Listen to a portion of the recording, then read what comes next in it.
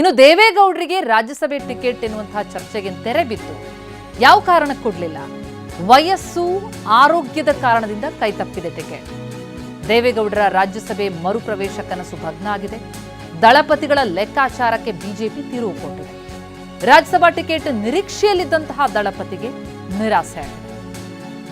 ಇನ್ನು ಮತ್ತೊಂದು ಹೆಸರು ಕೇಳಿ ಬಂದಿತ್ತು. ರಾಜ್ಯಸಭೆ ಟಿಕೆಟ್ ಆಕಾಂಕ್ಷಿಯಾಗಿದ್ರು ಮಾಜಿ ಸಂಸದೆ ಸುಮಲತಾ, ಅವರಿಗೂ ಕೂಡ ನಿರಾಸೆ. ಪ್ರೊಫೆಸರ್ ಎಂ ನಾಗರಾಜ್ ಅವರಿಗೆ, ಬಿಜೆಪಿ ಮಾಜಿ ಉಪಾಧ್ಯಕ್ಷರಾಗಿದ್ದಂತಹ ಎಂ ನಾಗರಾಜ್ ಅವರಿಗೆ ಬಿಜೆಪಿ ಟಿಕೆಟ್ ಕೊಟ್ಟಿದೆ. ನಳಿನ್ ಕುಮಾರ್ ಅಧ್ಯಕ್ಷರಾಗಿದ್ದ ವೇಳೆ ಉಪಾಧ್ಯಕ್ಷರಾಗಿದ್ರು. ಆಗ ಅವರಿಗೆ ಕೊನೆ ಕ್ಷಣದಲ್ಲಿ ರಾಜ್ಯಸಭೆ ಟಿಕೆಟ್ ತಪ್ಪಿತ್ತು. ಈಗ ಸಿಗ್ತಾ ಇದೆ. ದೇವೇಗೌಡರಿಗೆ ರಾಜ್ಯಸಭೆ ಟಿಕೆಟ್ ಅನ್ನು ಕೊಡದಂತಹ ಬಿಜೆಪಿ ಹೈಕಮಾಂಡ್ ಎಚ್ಡಿಡಿಗೆ ರಾಜ್ಯಸಭೆ ಟಿಕೆಟ್ ಸಿಗದಿರೋದೇ ಕಾಂಗ್ರೆಸ್ಗೆ ಅಸ್ತ್ರ. ಜೆಡಿಎಸ್ ವಿರುದ್ಧ ಒಕ್ಕಲಿಗ ದಾಳವನ್ನ ಈಗ ಕಾಂಗ್ರೆಸ್ ಉರುಳಿಸ್ತಾ ಇದೆ. ಒಕ್ಕಲಿಗ ನಾಯಕನಿಗೆ ಸಿಎಂ ಪಟ್ಟ ಕಟ್ಟಿ ಜೆಡಿಎಸ್ಗೆ ಮರ್ಮಾಘಾತ. ಕುಮಾರಸ್ವಾಮಿ ಕೇಂದ್ರ ಸಚಿವರಾಗಿದ್ರೂ ಕೂಡ ದೇವೇಗೌಡರಿಗೆ ಟಿಕೆಟ್ ಇಲ್ಲ, ದೇವೇಗೌಡರಿಗೆ ಅಪಮಾನ ಅಂತಿದ್ದಾರೆ ಕಾಂಗ್ರೆಸ್ ನಾಯಕರು. ಹೀಗಾಗಿ ಜೆಡಿಎಸ್ ಮತ್ತಷ್ಟು ವೀಕ್ ಎನ್ನುವಂತಹ ಲೆಕ್ಕಾಚಾರ. ಹಳೆ ಮೈಸೂರು ಭಾಗದಲ್ಲಿ ಕಾಂಗ್ರೆಸ್ ತನ್ನ ಪ್ರಾಬಲ್ಯವನ್ನ ಹೆಚ್ಚಿಸಿಕೊಳ್ಳುವಂತಹ ನಿರೀಕ್ಷೆಯಲ್ಲಿದೆ. ಬಿಜೆಪಿಯ ಟಿಕೆಟ್ ಹಂಚಿಕೆ ಕಾಂಗ್ರೆಸ್ಗೆ ಲಾಭ ಆಗ್ತಾ ಇರೋದು ಹೀಗೆ, ಅಂದ್ರೆ ಅಸ್ತ್ರ ಮಾಡ್ಕೊಳ್ಳೋದಕ್ಕೆ ಹೊರಡ್ತಾ ಇದೆ ಕಾಂಗ್ರೆಸ್. ಈ ಬಗ್ಗೆ ಡೀಟೇಲ್ಸ್ ಪಡೆಯೋಣ. ನಮ್ಮ ಪ್ರತಿನಿಧಿ ಪ್ರಸನ್ನ ಲೈವ್ ನಲ್ಲಿದ್ದಾರೆ. ಪ್ರಸನ್ನ, ಬಿಜೆಪಿ ಟಿಕೆಟ್ ಯಾರಿಗೆ ಕೊಡ್ತು ಅನ್ನೋದು ಕಾಂಗ್ರೆಸ್ಗೆ ಅಸ್ತ್ರ ಆಗ್ತಾ ಇದೆ. ಅಂದ್ರೆ ನಾವೀಗ ಗಮನಿಸ್ತಾ ಇದೀವಿ, ದೇವೇಗೌಡರಿಗೆ ಟಿಕೆಟ್ ಸಿಗ್ಬೋದೇನೋ ಅಥವಾ ಸುಮಲತಾ ಅವ್ರಿಗೆ ಕೊಡ್ಬೋದೇನೋ ಅಂತ ನಿರೀಕ್ಷೆ ಇತ್ತು. ಇಬ್ಬರಿಗೂ ಸಿಗ್ಲಿಲ್ಲ.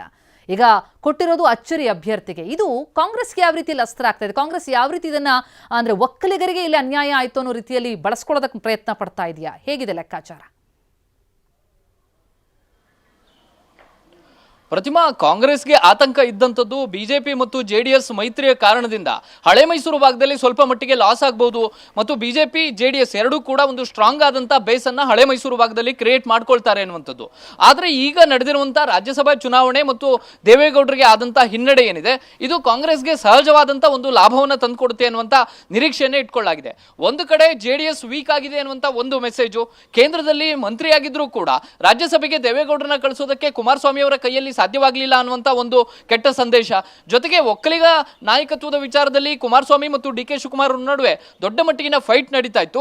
ಇದೇ ಸಂದರ್ಭದಲ್ಲಿ ಮುಖ್ಯಮಂತ್ರಿ ಸ್ಥಾನವನ್ನ ಡಿ ಕೆ ಶಿವಕುಮಾರ್ ಅವರಿಗೆ ಕೊಟ್ಟಿದ್ರಿಂದ ಸಹಜವಾಗಿ ಒಕ್ಕಲಿಗ ಸಮುದಾಯ ಕಾಂಗ್ರೆಸ್ನ ಕಡೆ ವಾಲಬಹುದು ದೊಡ್ಡ ಮಟ್ಟಿಗೆ ಅನ್ನುವಂತ ಒಂದು ದೊಡ್ಡ ನಿರೀಕ್ಷೆ ಈಗ ಗರಿಗೆದರಿದೆ.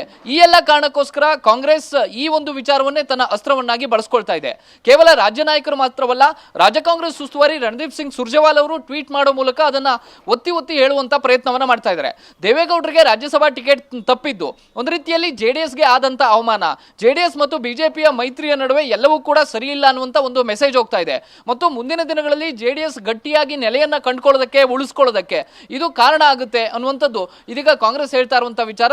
ಇದೇ ಕಾರಣಕ್ಕೋಸ್ಕರ ಒಕ್ಕಲಿಗ ಮತ ಬ್ಯಾಂಕ್ ಅನ್ನ ಗಟ್ಟಿಯಾಗಿ ಹಿಡಿದುಕೊಳ್ಳೋದಕ್ಕೆ ಜೆಡಿಎಸ್ ನ ವಿರುದ್ಧ ಇದೊಂದು ಅಸ್ತ್ರವನ್ನಾಗಿ ಕಾಂಗ್ರೆಸ್ ಬಳಸ್ತಾ ಇದೆ. ಜೊತೆಗೆ ದೇವೇಗೌಡರು ಮುಂದುವರೆದಿದ್ದೇ ಆಗಿದ್ರೆ ಸಹಜವಾಗಿ ನಾಯಕತ್ವದ ವಿಚಾರದಲ್ಲಿ ಒಕ್ಕಲಿಗ ಲೀಡರ್ಶಿಪ್ ಯಾರ್ದು ಅನ್ನುವಂಥ ಪ್ರಶ್ನೆ ಬಂದಾಗ neck to neck fight D K Shivakumar ಮತ್ತು ಕುಮಾರಸ್ವಾಮಿ ಅವರ ನಡುವೆ ನಡೀತಾ ಇತ್ತು. ಆದ್ರೆ ಈಗ ರಾಜ್ಯಸಭಾ ಟಿಕೆಟ್ ದೇವೇಗೌಡರಿಗೆ ಸಿಗದೇ ಇರೋದ್ರಿಂದಾಗಿ ಸಹಜವಾಗಿಯೇ ಕುಮಾರಸ್ವಾಮಿ ಅವರ ಪ್ರಾಬಲ್ಯ ಕಡಿಮೆ ಆಗಿದೆ.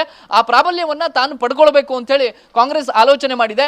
ಇದೇ ಕಾರಣಕ್ಕೋಸ್ಕರ ಆ ವಿಷಯವನ್ನ ಪದೇ ಪದೇ ಹೇಳುವಂತ ಕೆಲಸವನ್ನ ಇದೀಗ ಕಾಂಗ್ರೆಸ್ನ ನಾಯಕರು ಮಾಡ್ತಿದ್ದಾರೆ.